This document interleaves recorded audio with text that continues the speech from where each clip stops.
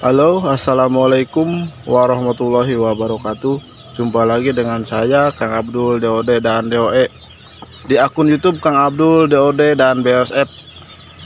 Di sini saya hanya ingin berbagi tentang pakan anak bebek, dan saya tidak membahas tentang apa itu maggot dan media kehidupan maggot.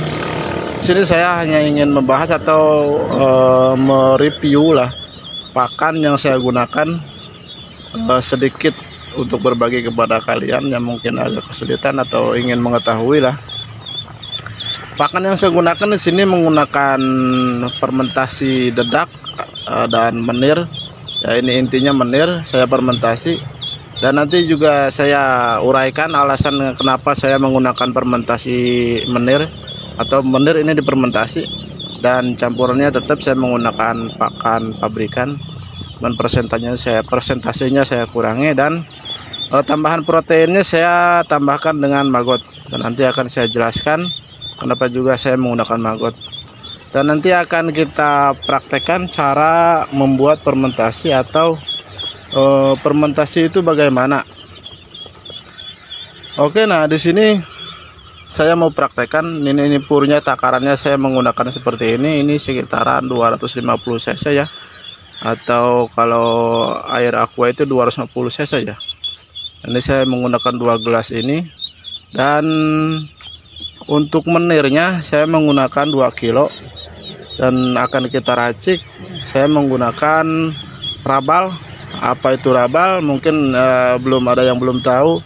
Rabal itu ragi dan herbal, pengembangan dari bakteri Yakul yang saya kembangkan. Untuk status rabal itu ada di playlist BSF Kang Abdul, judulnya di deskripsi video ini juga ada. Silahkan cari kalau mau mengetahui, atau silahkan cari, dan fungsi-fungsinya mudah-mudahan dapat digunakan atau bisa bermanfaat untuk orang lain. Dan semua itu saya gunakan untuk pengembangan atau perkembangan anak bebek ini agar pertumbuhannya ya, mempercepat pertumbuhan dan atau supaya baguslah siklus kehidupannya. Dan di sini juga yang kedua nih, jerigen yang kedua itu ini M4, dan saya kembangkan juga dengan molase, atau tidak ada molase dengan gula merah juga bisa. Komposisinya M4 ini sekitaran 300 cc, dan gula saya takarannya menggunakan 1 kilo, dan semuanya itu sudah saya racik, sudah saya kembangkan ya, agar memperirit dan memperbanyak lah istilahnya ya, molase, dan itu agar lebih banyak memperluas lah, mengembangkan probiotik itu ya, mengembangkan M4 dan fungsi-fungsinya. Semua takarnya saya ngambil hanya ukuran 10 mili 10 mili, dua komponen itu, lalu dicampur dengan air sekitaran 500 cc atau setengah liter, lalu kita tuang ke dedak atau ke menir. Nah, di sini juga nanti akan saya jelaskan kenapa menir ini saya fermentasi, lalu kenapa di sini juga saya menggunakan pur. Ya, istilahnya hanya untuk mengirit lah ya. Saya memberikan makan anak bebek ini sekitar 200 ekor. Saya menggunakan satu hari sekitaran 2 kilo. 2 kilo menir, dan mungkin 1/4 lah, 2 gelas ini 1/4 kilo itu pakan pabrikan, pur daging lah ya. Saya tidak bisa menyebut mereknya, dan nanti akan saya tambahkan juga dengan BSF atau dengan maggot. Itu sekitaran 200 gram atau 2 ons lah ya. Itu takarannya. Dan kita ini kembali ke fermentasi ini, olahannya kita aduk-aduk dengan air tersebut yang sudah diracik. Kita campurkan biar merata, lalu kita masukkan ke wadah. Wadah ini harus tertutup ya lur, jangan terbuka. Oke, bagi kalian yang baru berkunjung atau baru menyimak tayangan ini, silahkan simak terus sampai akhir. Dan jangan lupa yang baru berkunjung silahkan subscribe. Yang sudah subscribe saya ucapkan terima kasih, dan kita berbagi. Dan jika kalian ada pertanyaan silahkan tanyakan. Mungkin ada pertanyaan ini itunya, mungkin ada kekurangan dari tayangan ini. Nanti setelah ini juga ada untuk takaran air untuk memberikan air itu bagaimana agar si air itu stabil deh ya. Nah ini lur, ini takaran atau 2 ons 200 gram ya. Ini magotnya. Magot ini harus sudah bersih ya lur, harus kering, jangan masih basah. Nah, jangan langsung mengambil dari media magotnya itu, apalagi ngambil di dalam kolong. Nah ini takaran purnya saya menggunakan seperti ini. Yang 2 kilo itu purnya sekitar 1/4 kilo ya.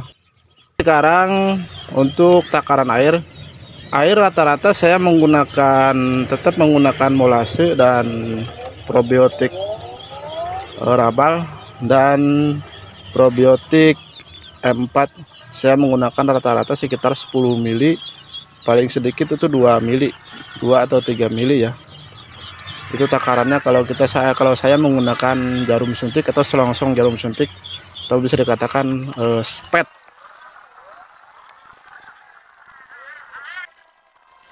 Nah, cukup begini saja lur, saya tidak banyak neko-neko untuk air minum. Kalau ada pun bisa menggunakan vitamin yang banyak yang di pasaran seperti Vitacik atau Neobro semacamnya. Nah sekarang kita menakar atau akan memberi pakan. Ini sebenarnya udah agak berganti hari ya lur. Nah ini akan saya jelaskan kenapa saya menggunakan probiotik ini untuk memfermentasi. Nah di sini kalian bisa lihat sendiri, menir ini kalau sudah difermentasi akan lunak, teksturnya akan halus dan aromanya harum.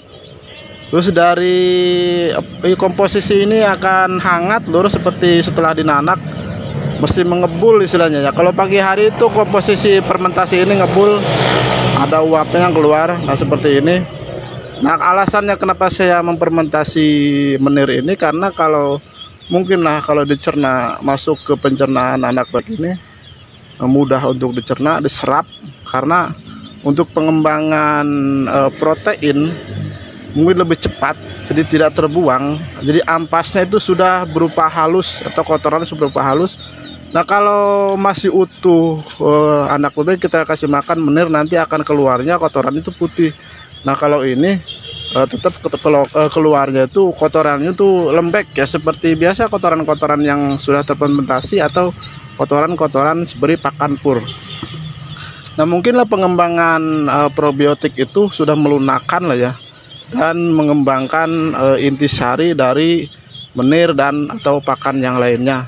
Jadi tidak terbuang lah, jadi terserap keseluruhan ya, tidak sia-sia lah kita memberikan pakan, jadi tidak terbuang. Dan ampasnya ada kotorannya itu begitu sudah ya emang kotoran lah istilahnya, jadi tidak terbuang dari apa yang terkandung dari pakan itu.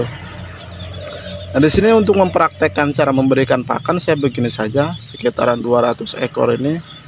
Nah ini 200 gram, sisanya ya alhamdulillah kalau menurut saya perkembangan bebek saya tidak terkendala.